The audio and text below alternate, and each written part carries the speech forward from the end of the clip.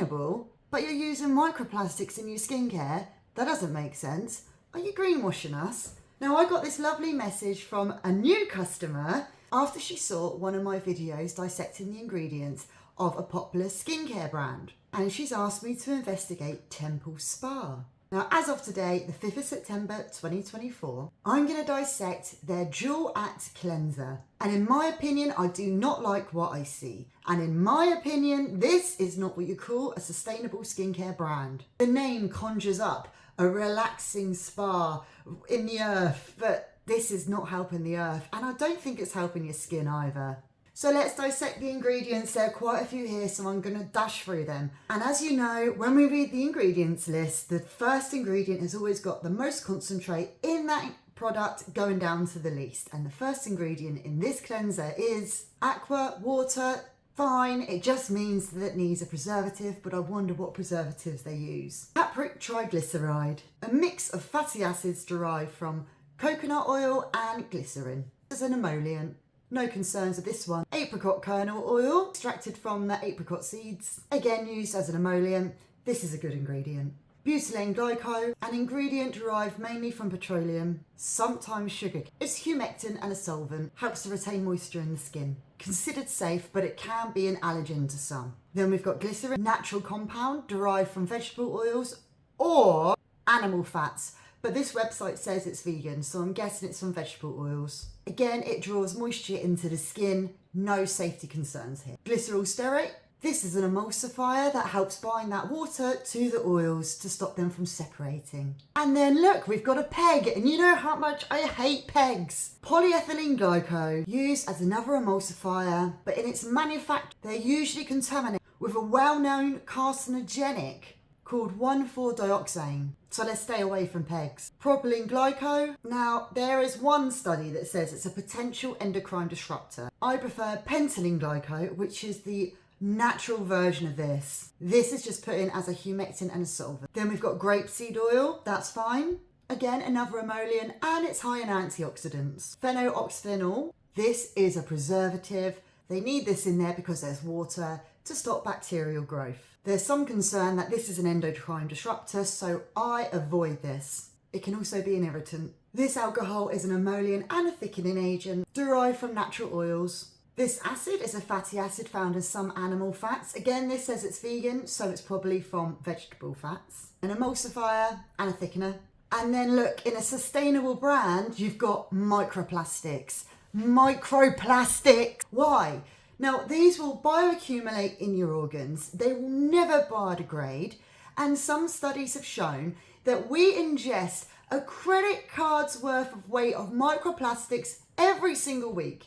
And these guys are not helping. This acrylate is put in there as a thickener and a film former. Under certain conditions, these break down as microplastics. This word I cannot pronounce, beginning with T, is a pH adjuster. Make sure it's not too acid or too alkaline for your skin. Now, it can be irritating, and I've read that it can cause nitrosamines, which are carcinogens, when combined with certain preservatives, but I'm not sure what preservatives they are.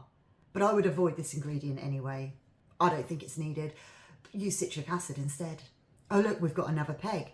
Enough pegs to hang my washing out. This one is a hydrogenated castor oil. It's a surfactant and emulsifier, and in my opinion is not needed in any skincare whatsoever. It's used because it's cheap. And we've got wild yam extract. I've never seen this used before. I've done some research, and whilst it's natural, it says it's got estrogen-like property. And while safe, apparently it may have weak estrogenic effects. So some potential for endocrine disruption. But I don't think I'm too worried about this particular ingredient. I'll have to do more research on that. Betaine, a natural substance derived from sugar beets. It's put in there as a humectant, and apparently it's an anti-irritant. So maybe that is balancing out the irritating ingredients in this. Who knows? This ethylene ingredient is another preservative.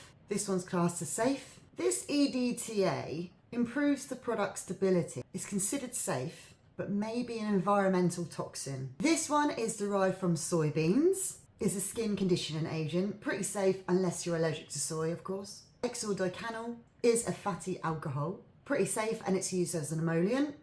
Parfum, fragrance, don't like it, don't need it, use an essential oil instead. These guys are at no liberty to tell us what constitutes their fragrance, and most fragrances contain endocrine disruptors and allergens. Then we have olive leaf extract. It's safe and it's put in there as an antioxidant. Allantoin is a compound found in plants like comfrey. It's soothing and it has anti-irritant properties and is safe. Tocopherol acetate, this one's okay. Alcohol denate, that's I think put in there as another preservative. Again, this can be very drying to your skin. There's probably not enough in this to actually have a drying effect, as it's quite low down on the list. This one is St. John's wort. It's an anti-inflammatory, can be an allergen for some. Malt extract, apparently this is very moisturising. Very random ingredients to have in a cleanser, but there we go. It's safe.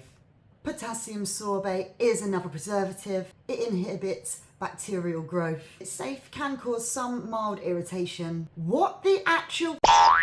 Hang on. I swear this said it was vegan. It's got royal jelly in it. This is a secretion produced by honeybees. Yeah, it's safe as an anti-inflammatory, but it's not vegan. The amount of bees that have to produce this secretion just for a tiny bit in this skincare product is just not worth it. I'd rather lots of plants than this. Anyway, this isn't vegan. Retinol palmate. This is derived from palm oil. It's a natural version of retinol. Now, they say they use sustainable palm oil, but they've lied about it being vegan. They've lied about it being sustainable. So how do we know they're using the palm oil that doesn't contribute to deforestation? Sorry, I've lost all trust. Then we got grapefruit in here. Put in there for possibly a bit of fragrance, but also it's a very good antioxidant. This is a good ingredient. Marjoram oil. This is essential oil, completely safe. Another form of vitamin E. Citronella, geraniol, limonene and linalool are all natural constitutes of essential oils. Completely safe, can be allergens to some in high dosages. These are right down on the list, so I'm sure they won't make any difference. Then we've got a synthetic blue dye. No idea why you'd want a synthetic dye in your cleanser, but there we go. So call me the greenwashing police if you like, but this has got me fuming. I am going to write a letter. I'm not happy about this. Thanks for your suggestion, Gems. I appreciate you. And if there are any other skincare ingredients or products you'd like me to investigate, then just let me know.